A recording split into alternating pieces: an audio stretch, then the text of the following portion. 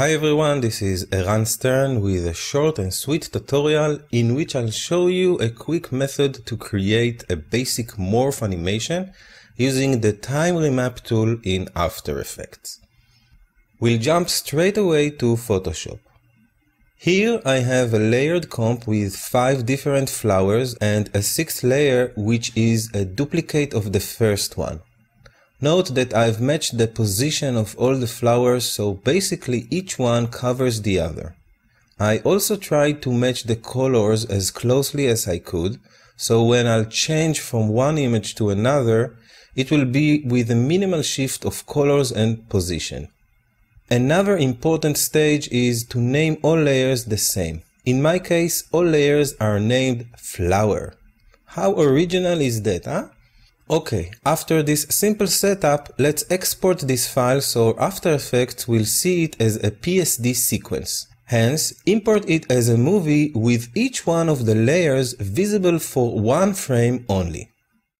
For that, go under the File menu and select Scripts, Export Layers to Files. In this dialog box, choose a file type of PSD, so it will respect the transparent pixels we see here. Then press Browse and create a folder, name it and choose OK. You can leave the file name empty here and then click Run. Now let Photoshop do all the hard work of splitting this image into separate PSD files, each with its own unique flower inside. Once this is finished, say Thank you Photoshop and switch to After Effects. Here, let's double-click on the project panel and navigate to the folder we've created. Select the first file and make sure Photoshop Sequence is selected. Then hit OK. In the dialog box, choose to import this as a footage and choose OK. Next, I'll create a new comp and name it Morph. I'll choose the Pulse Square Pixels preset and set the duration to 3 seconds. Now, I'll drag my short flower movie to this comp. If I'll create a RAM preview just to verify, you'll see that our short movie contains all these flowers and each one is visible on the screen for one frame only. Beautiful. Okay, now we want to change this short movie and create a nice morph effect between each flower as it transforms to the other. So select the layer in the timeline and go to Layer, Time, Enable Time Remapping. Before changing anything, let's record a keyframe for each frame as is.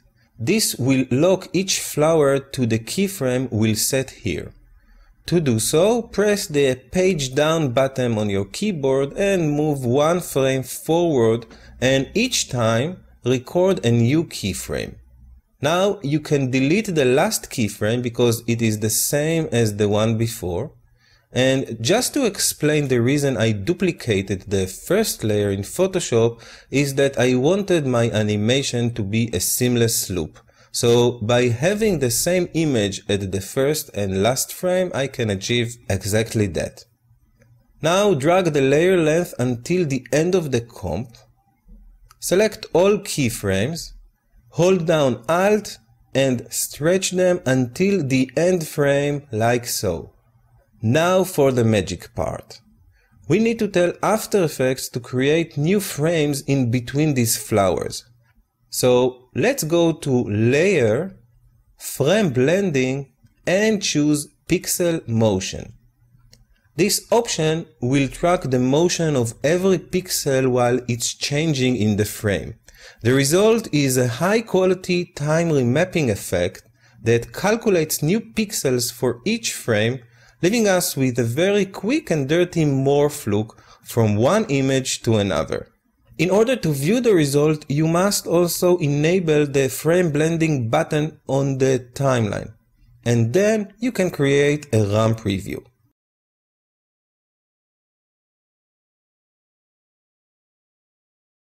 Okay, this looks quite cool, but let's work on this a bit to improve it.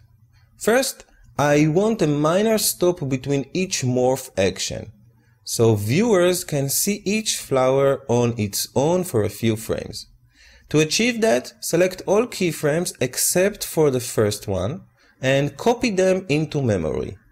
Then move the playhead to 8 frames or so and paste those keyframes back.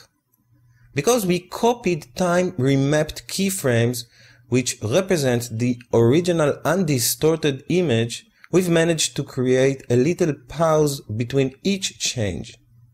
Create another ramp preview to see it in motion. Okay, this is much better, but not perfect yet.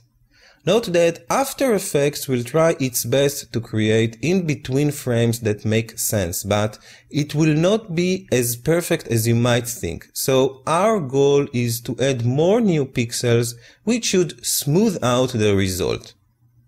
The best way to do it is to use motion blur. But since nothing is in motion here, the automatic motion blur will not work. Instead, I'll go to the Effect menu and from the Time category, I'll add the CC Force Motion Blur effect. I want more blur than the default, so I'll set the shutter angle to 360. You can try higher values here, but for this example, I found it sufficient. Before the final ramp review, I also want to colorize my flowers, which really helps bringing more happiness to the world. So I'll add an adjustment layer and I'll add the hue saturation effect from the color correction category. In the first frame, I'll click the channel range stopwatch. Then I'll move my playhead to the end of the comp and add one full revolution to the master hue wheel. Now let's switch to full screen and watch our final morph result.